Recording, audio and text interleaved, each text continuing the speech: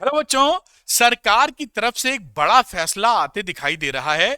उनका कहना है कि देश भर में करीब करीब 60 बोर्ड्स हैं। जैसे सीबीएसई एक बोर्ड है, यूपी बोर्ड एक बोर्ड है, बिहार बोर्ड एक बोर्ड है, महाराष्ट्र बोर्ड एक बोर्ड है। ऐसे ही 60 बोर्ड्स हैं और इनमें तरह तरह का करिकुलम यानी सिलेबस पढ़ाया जाता है। अलग अलग एग्जामिनेशन की डेट्स आती हैं और परीक्षा यानी एग्जाम लेने का तरीका अलग है। और सरकार कह रही है कि जो साइंस सिलेबस की बात की जाए तो उनके लिए अगर डॉक्टर किसी को बनना है तो एक कॉमन नीट का एग्जाम देना पड़ता है। अगर किसी को इंजीनियर बनना है तो जेई मेंस और एडवांस देना पड़ता है जेई में सिलेक्शन के लिए। एग्जाम एक है, बोर्ड्स की पद्धतियां पढ़ाने की, सिलेबस पढ़ाने का, एग्जाम लेने का तरीका अलग अलग है। तो सरकार ये चाहती है कि सब जगह यानी अक्रॉस द इंडिया सब जगह एक ही सिस्टम से पढ़ाई हो, जिससे कि सबको समान अवसर बच्चे को मिले जब वो नीट एग्जामिनेशन में बैठे डॉक्टर बनने के लिए, जेई में बैठे एग्जामिनेशन या इंजीनियर बनने के लिए। आप जान के आश्चर्यचकित हो सकते हैं कि हिंदुस्तान में सबसे बड़ा जो बोर्ड है वो यूपी बोर्ड है। 14-15% बच्चे यूपी बोर्ड से पढ़ते हैं। Number 2 is CBSE board, number 3 is Maharashtra board, number 4 is Bihar board और उसके बाद अपना पश्चिम बंगाल बोर्ड। तो ये बोर्ड में इन 5 बोर्ड्स को अगर आप मिला लेना तो देश के 50% बच्चे इन्हीं बोर्ड्स में शिक्षा ले रहे हैं। और ऐसा अगर हुआ कि सारे सिलेबस को उन्होंने एक कर दिया कि भाई किसी बोर्ड से पढ़ रहे हो, सीबीएसई से हो, यूपी बोर्ड हो, महाराष्ट्र हो, बिहार बोर्ड हो, कहीं से आपको एक ही चीज पढ़नी है, एग्जामिनेशन का तरीका भी एक है और सारी बातें एक हैं, तो इनका ऐसा सोचना है कि आपको डॉक्टरी में, नीट एग्जाम में, नीट यूजी में, जेई में समान अवसर प्राप्त होगा। आप जानते होंगे कि एक टैक्स लगता है जीएसटी, उम्मीद है आपको मालूम होगा, गुड एंड सर्विसेज टैक्स। कुछ सालों पहले अलग अलग स्टेट्स अपनी अलग अलग व्यवस्था बना के रखे थे, तो गवर्नमेंट ने या मोदी सरकार ने सोचा कि एक देश है तो एक ही तरह का टैक्स लगना चाहिए पूरे हिंदुस्तान में, तो जीएसटी लागू कर दिया उन्होंने। अभी जीएसटी लगता है, आप जानते होंगे, ऐसी उम्मीद कर रहा हूं। उसी तर्ज पर ये कोशिश कर रहे हैं कि पढ़ाई में भी ऐसा ही हो जाए। अब जो मैं बातें कर रहा हूं, इन बातों का एविडेंस क्या है? भाई हवा में तो सर नहीं झोंक रहे हैं, क्योंकि बहुत सारे यूट्यूबर्स ऐसा करते हैं। मेरी बिल्कुल आदत नहीं है। जो सोर्स मेरे पास रहता है, जो न्यूज रहती है या जो कंक्रीट चीज रहती है, वो मैं आपको दिखाता हूं। तो मैं आपको दिखाता हूं और अगले 5 मिनटों में लाइन बाय लाइन पढ़ के भी आपको दिखाऊंगा, जैसे पूरी बात जो सरकार की मंशा है, केंद्रीय सेंट्रल शिक्षा विभाग है, उसकी मंशा आप जान सकें। आइए चलते हैं और देखते हैं कि सरकार क्या कह रही है। जैसे मैंने भी लिखा था, सारे बोर्ड्स में एक ही तरह के एग्जाम सरकार ये चाहती है। आइए देख लेते हैं। मैंने काफी बड़ा बड़ा यहां कर दिया है कटिंग को। ये नव भारत टाइम्स की कटिंग है, वहां पर ये न्यूज पूरी प्रॉपर छपी थी, आप देख भी लेंगे यहां पर। अब मैं आगे बात करता हूं। तो देखिए यहां लिखा भी है, टाइम्स ग्रुप का है, भूपेंद्र शर्मा जी ने इसको बनाया है आर्टिकल को। Credit goes to him. जानकारी देने के लिए धन्यवाद। हम लोग को क्या जानकारी मिली? देश के एजुकेशन बोर्ड फर्क घटाने की तैयारी में सरकार, और देश के टॉप 5 स्कूल बोर्ड में जहां पढ़ते हैं 50% बच्चे, यहीं से मुझे ये डाटा मिला। मैं इसको थोड़ा सा ऊपर ले जाना चाहता हूं। ये हिल जाएगा तो स्क्रीन से बाहर चला जाएगा। थोड़ा ऊपर लाते हैं, जैसे हम लोग लाइन बाय लाइन पढ़ सकें बेटा। तो यहां तक ले आते हैं और फिर पढ़ना स्टार्ट करते हैं। तो मैं यहां पर, ये देखिए मैंने आपको बताया था, UP board number 1, number 2 CBSE, Maharashtra board, Bihar board और पश्चिम बंगाल, 50% बच्चे इसी में हैं। देखिए क्या बातचीत कर रहा है।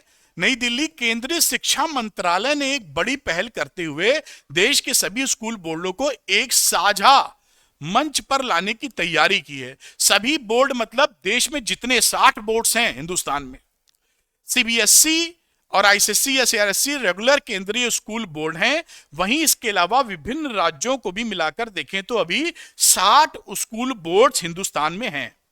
हर बोर्ड में एकेडमिक स्टैंडर्ड, सिलेबस, परीक्षा की तिथियों का अलग अलग फॉर्मूला है। हर एग्जामिनेशन डेट्स अलग आती हैं, सिलेबस अलग है, एग्जामिनेशन लेने का तरीका अलग है, पास फेल करने का। अब क्या हुआ, एक बड़ी इंटरेस्टिंग बात इन्होंने कही है कि इन्होंने रिजल्ट के बारे में काफी अध्ययन किया और क्या पाया है वो दिखाता हूं। इन्होंने कहा कि सीबीएसई का जो रिजल्ट जाता है पासिंग वाला वो 95% से ऊपर जाता है। जो स्टेट बोर्ड्स हैं उनमें पास होने वाले बच्चे केवल 85% हैं। ये देखिए यहां लिखा हुआ, कोई बात मन से नहीं बता रहा हूं। जहां सीबीएसई जैसे केंद्रीय बोर्ड में पास परसेंटेज 95% है तक रहता है, वही राज्य बोर्डों में यह प्रतिशत 85% रहता है आसपास। यानी स्टेट बोर्ड्स में बच्चे कम पास हो पाते हैं। क्या रीजन है? बच्चे कम पढ़ रहे हैं, पेपर टफ आ रहा, स्कूलों में पढ़ाई नहीं ठीक से हो रही है, वजह कुछ भी हो सकती है। अब मंत्रालय ने सभी स्कूल बोर्ड के 10वीं और 12वीं के रिजल्ट का विस्तृत विश्लेषण कर कहा है कि मूल्यांकन परीक्षा पद्धतियों और बोर्डों के शिक्षा स्तर में समानता लाने की जरूरत है। यानी मैं इसको ऊपर करता हूं कि जो भी बोर्ड्स हैं हिंदुस्तान में 60 के 60 हों, उनमें एक जैसी पढ़ाई करवाने की आवश्यकता है। फिर देखते हैं क्या है। चूंकि अब देश में मेडिकल कोर्सेज में दाखिले के लिए केंद्रीय परीक्षा नीट और इंजीनियरिंग के लिए जेईई मेंस एग्जामिनेशन हो रहे हैं, आप किसी भी बोर्ड से देके आइए, एग्जाम तो यही देना पड़ेगा जो अगर आप इसमें जाना चाहते हैं तो। ऐसे में अलग विभिन्न स्कूल बोर्ड में साइंस के सिलेबस, देखिए जो साइंस का सिलेबस है में बहुत अंतर होगा, तो इससे कुछ बोर्डों के छात्रों को नुकसान होगा। भाई मान लीजिए जो वहां पूछा जा रहा है, आपका जो बोर्ड है वो कई टॉपिक वहां का नहीं पकड़े हुए है, या वो टॉपिक पकड़े हुए है जो वहां नहीं पूछा जाएगा, तो आपकी मेहनत राइट डायरेक्शन में नहीं लग पाएगी। मतलब जो पूछा जाना है, कंपटीशन में आना है, या तो उससे ज्यादा पढ़ रहे होंगे या उससे कम पढ़ रहे होंगे। इसी चीज को ये देख रहे हैं। स्कूली शिक्षा और साक्षरता विभाग के सचिव संजय कुमार ने कहा कि नई शिक्षा नीति की सिफारिशों के अनुरूप, मैं थोड़ा ऊपर करूंगा जिससे पूरी बात आप तक जाए, शिक्षा के अनुरूप विभिन्न स्कूल बोर्डों में कॉमन असेसमेंट प्लेटफॉर्म तैयार करने के बारे में कोशिशें की जा रही हैं। यानी सारे बोर्ड्स में असेसमेंट का मतलब जो परीक्षाएं ली जाती हैं कि सबका परीक्षा में एक साथ ले लें और आपको बतावें क्या हालचाल है आपका। और चर्चा चल रही है, भारत में लगभग 60 स्कूल परीक्षा बोर्ड हैं, 60 बोर्ड्स हैं हिंदुस्तान में। और यहां पर ये देखिए, यहां इसको भी पढ़ लेते हैं, करिकुलम फ्रेमवर्क भी तैयार हो रहा है कि भाई कैसे आपको क्या पढ़ने को दिया जाएगा पूरे हिंदुस्तान में। और राज्यों से कॉमन करिकुलम पर भी चर्चा चल रही है कि हर स्टेट बोर्ड यही चीज अपनाए। कॉमन असेसमेंट प्लेटफॉर्म तैयार करने का मकसद यही है, कॉमन असेसमेंट का मतलब सबका एग्जाम एक जैसा हो। मकसद यही है कि सभी छात्रों को बराबरी के मौके मिले। भाई एग्जामिनेशन नीट या जेईई देंगे तो सबको बराबरी का मौका मिले, क्योंकि पढ़ के वही सिलेबस आप आ रहे हैं, ऐसा सोचना है सरकार का। और एक बोर्ड और दूसरे बोर्ड में पढ़ाई के स्टैंडर्ड को लेकर मूल्यांकन प्रक्रिया में ज्यादा गैप ना हो, कि मतलब अलग अलग बोर्ड है तो अलग अलग पढ़ाई का स्टैंडर्ड है तो गैप ज्यादा हो जाए। अब यहां पर एक राय, जिन्होंने ये लिखा होगा आर्टिकल, उनकी राय है, वो भी इंटरेस्टिंग है, उसको भी देख लेते हैं। एक देश एक शिक्षा बोर्ड्स, समय की जरूरत है, इनका ये अपनी राय है, ये सरकार ने नहीं बोला, ये इनकी राय है जिन्होंने ये आर्टिकल लिखा है। एक देश एक शिक्षा बोर्ड, ऐसा बोलते हैं ये।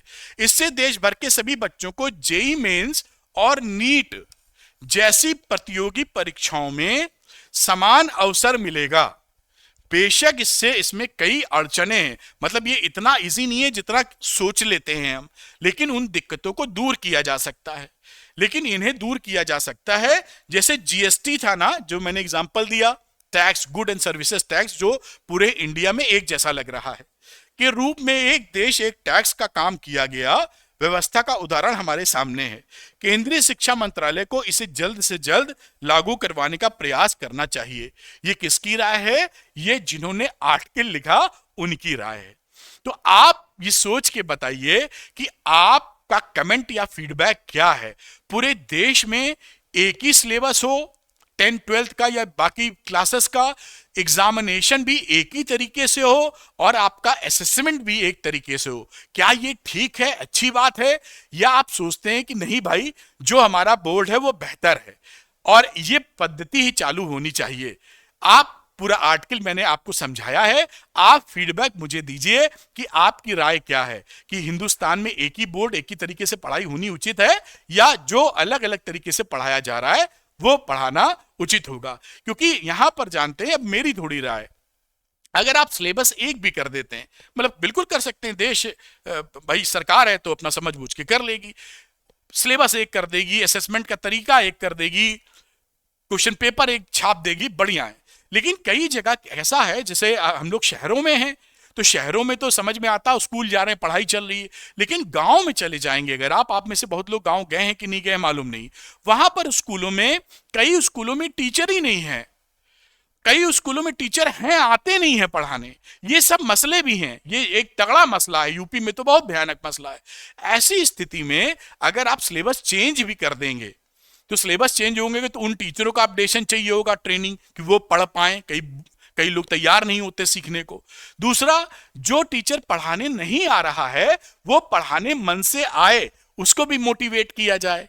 जो पोजीशंस, वैकेंसीज खाली है टीचर की, वो भरी जाएं, जिससे बच्चों के सामने टीचर खड़ा हो और प्रेम से पढ़ा सके। ये भी बहुत जरूरी होगा अच्छी शिक्षा के लिए, क्योंकि ये तो चीज करना आसान है, बैठे बैठे ऊपर से कर दो, ये पढ़ाया जाएगा, बात खत्म। लेकिन शिक्षक उपलब्ध कराए जाएं, शिक्षक को मोटिवेट किया जाए कि आपको जो चीजें मिल रही हैं आप प्रेम पूर्वक पढ़ाइए और ध्यान दीजिए, वो भी बहुत जरूरी है। ये मेरी राय थी, आप इससे सहमत असहमत हो सकते हैं, लेकिन आप कमेंट करके मुझे बताइए कि पूरी चीज पर आप क्या सोचते हैं, कि सारी हिंदुस्तान में एक ही तरीके से पढ़ा के एक ही असेसमेंट होना चाहिए, सभी बोर्ड्स का एक ही तरह का पढ़ाई, बताइएगा। मुझे कमेंट्स में आपका इंतजार रहेगा। Thank you very much. और हां, अगर ये इंफॉर्मेशन आपको बेहतर लगी, अच्छी लगी, तो अरविंद एकेडमी चैनल को सब्सक्राइब करना मत भूलिए। टॉप क्वालिटी कंटेंट आपके लिए आ रहे हैं और आते रहेंगे। आपका प्यार मुझे चाहिए, बस मुझे देते रहिए, मैं आपके लिए हूं। Thank you very much. God bless you.